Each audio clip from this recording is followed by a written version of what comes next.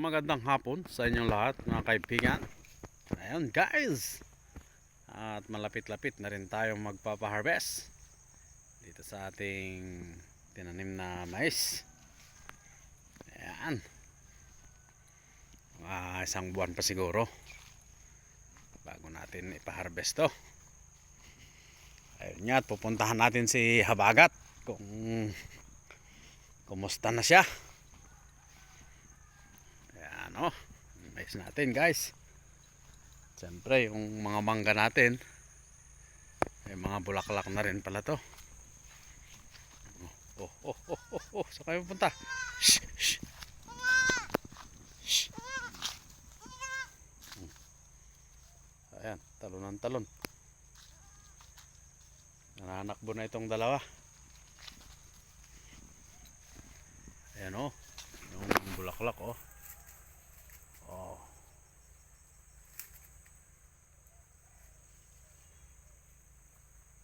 Ayan, haba-haba. Ayan, at puntahan na nga natin si Habagat. Ayan natin kung yun siya oh. Ayun na. Yun. Nakatingin sa atin.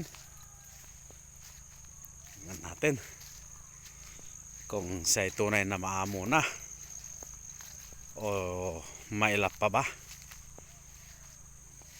Ayan, ayan.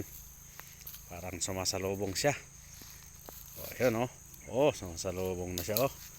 Ayan, nagpapakamot. Bakit? Makati ba yung mukha mo? Nagpapakamot ka kaagad. Ayan guys, mabait na siya talaga. Ayan. Ayan, bibigyan natin ng mais.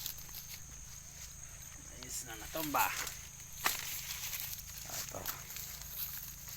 Ito.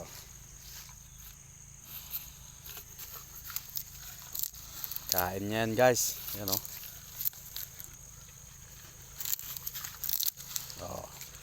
Bus ka agad.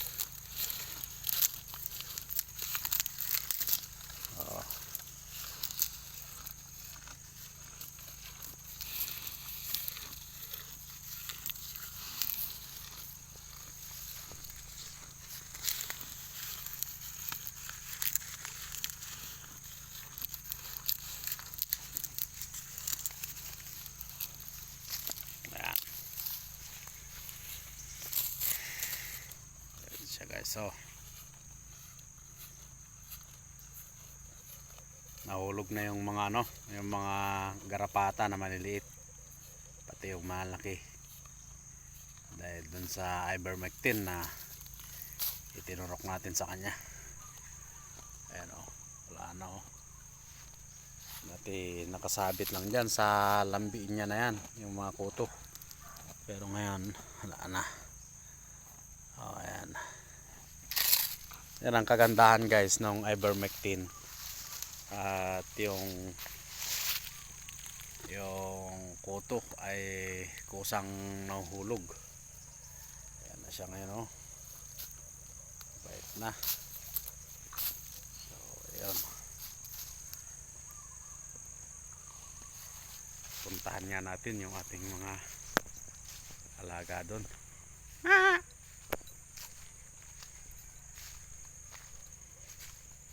Ayan, dalawa Ayan, yung dalawa tumakbo. Ayun, doon na sa kanilang ina. So, ayun guys, good news ito para sa ating lahat. Ayan, naglalaro sila. At yung dalawang kambing na inoobserbahan ko ay confirm na buntis na rin. Yung nanggaling sa pinagbilihan ko na sinabi niya ay obserbahan ko lamang. Mabuti at hindi talaga ako na-tempt na siya ay purgahin. At kung sakali kung siya ay aking napurga ay malamang siya ay nakunan o na miscarriage yung kanyang mga kids sa kanyang sinapupunan. So ito, yan si Anglo, busog na. So para maamo siya, ano, laki pa rin ng tiyan. Oh, ito yung isang buntis natin, ayan, halatado na rin. Ayan, at mabagsak na yung kanyang other, yung padilihan. Ayan. O yan, bagsak. At siyempre, tingnan natin yung tiyan niya. Ayan, bagsak na rin. O, lobo na siya. Ayan o. Ayan, bagsak na guys. Ayan siya, oh. Laki na yung tiyan. Siyempre yung meron din tayong native dito na buntis na rin. Eto, ayan, buntis na rin yun guys. Ayan siya, oh. At pipitasan niya natin ng dahon para siya ay tumalima. Ayan, oh. Laki yun, ah. Ayan, ito siya, oh. Ayan siya. Ayan, oh. Tingnan mo, laki na rin yung ano niya, yung pada diyan. Ayan, oh. Ayan, ay siya. Siyempre ito guys, ito isa, ito yung nabili natin na hindi sigurado yung seller na kung nakastahan o hindi. Pero subalit ngayon ay lumalaki naman yung kanyang padadian din. Ayan, o. Ayan, mabagsak na rin yung pasos padadian niya. Ayan, o. So malaki na rin yung kanyang tiyan. Ayan, o.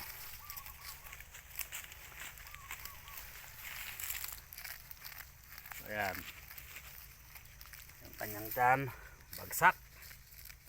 So, lang kita ang ebidensya kahit hindi sabihin. Ayan. Ayan. And then siyempre yung ating pangpalahi na gagawin nating breeder ay nandito. Ayan siya. Ayan siya, oh. 048. Ayan. Ayan siya guys. Ang malupit. Gagawin nating breeder. Ayan, oh.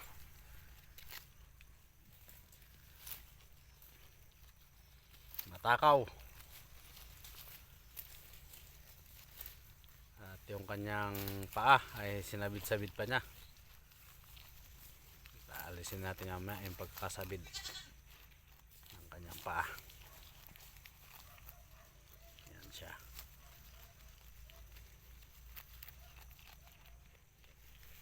Busog na rin.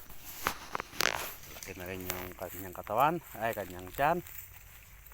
Ayan, maliit lang ito nung kinuha ko.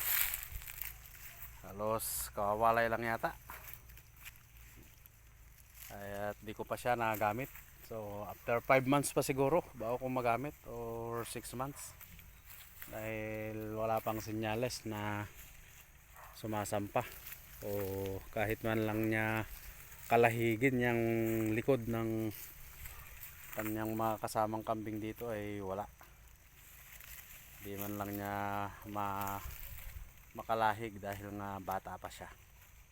So ang lahi nito Anglo Boer yata, may pagka Anglo and then half Anglo half Boer. Ayan, isa laki ng tiyan, solid. Ayan confirm na confirm buntis. Ayan.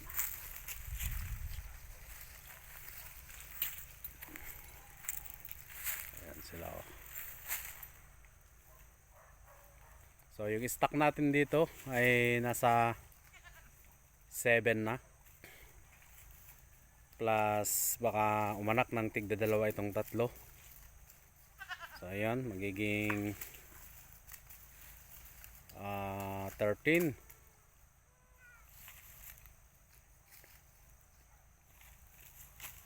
Yes, 13 plus ito, yan, pang 13 yan yung stock natin. And then meron pa tayong tatlo dun sa kabilang area, yun ay buntis na rin. At saka yung paiwi natin, 2 heads dun. So pag manganak lang siguro ito ng tigda dalawa, yung tatlo dun tsaka itong tatlo rito, aabot na ito ng 20 plus. Sa loob lamang ng 6 months to 7 months na pag-aalaga, ito at meron na ngang dalawang binigay sa ating paunang anak dahil nga buntis itong ating nabili. So mabilis pala kapag ang bibilihin na natin ay yung buntis na or ready to breed, dahil hintay mo na lang kung kailan magpapakasta. So kaya napilitan na rin akong bumili ng lalaki na gagawin kong breeder dito, para just in case na merong lalandi dito sa sa susunod na breeding season, ay meron kagad akong ipang kakasta dahil nandito ito. At mas maganda pala sa farm, sa backyard, kung meron ka talagang lalaki na naka-standby sa iyong farm, dahil ito pala sila ay nakakatulong din para mapabilis yung paglalandi ng ating mga na mga kambing, yung mga inahin nating kambing. So dahil yung kapag nakipagsungayan sila o nakipagsuwagan, meron palang lumalabas diyan sa sungay, na diyan sa nila, sa part ng sungay o yung puno ng sungay, na hormone, na yun yung nagti-trigger para maglandi itong ating mga inahin na kambing. So yun lang guys, at abangan nyo ang ating pagpaparami ng ating mga kambing naman ngayon. Sabay lang natin sa ating babuyan. Ayan, so ayan, lumalapit siya, gusto pa niya ng mais siguro. Okay, at bibigyan ko kayo ng mais ngayon. Tayo mamimitas ng talbos ng mais. Ito, tanggalin na natin to.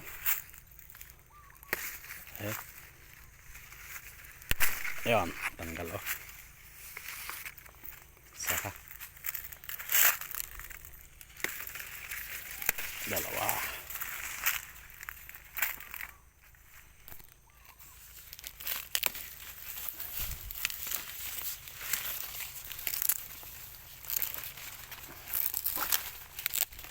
Tatlo. Apat. 5. 6.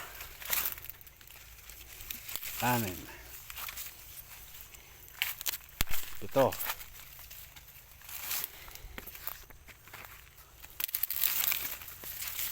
8. Siyam. Okay, bibigyan natin ng tig sa 2. Ito guys, oh. Yung nakuha ko. Bibigyan natin ng tig sa 2 para nabusog sila lalo. Ayan, oh.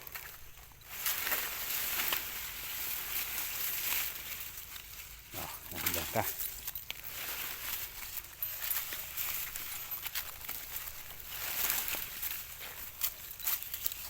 Ayan. So yan.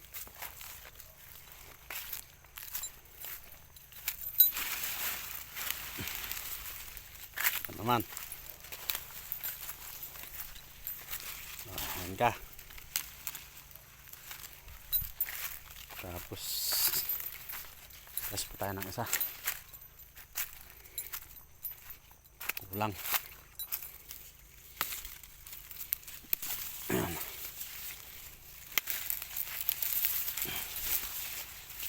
Ayan. Doon natin ibigay.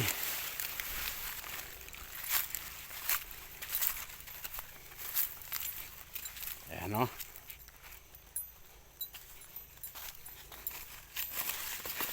Yun na yan. Ito.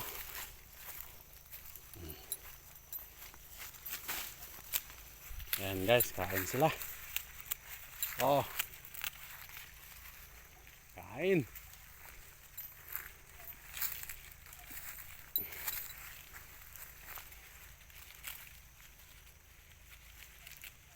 Ayan. Kain silang lahat, pati yung 2 kids. So ayan guys, hanggang dito na lang. Maraming salamat sa inyo. Bye bye.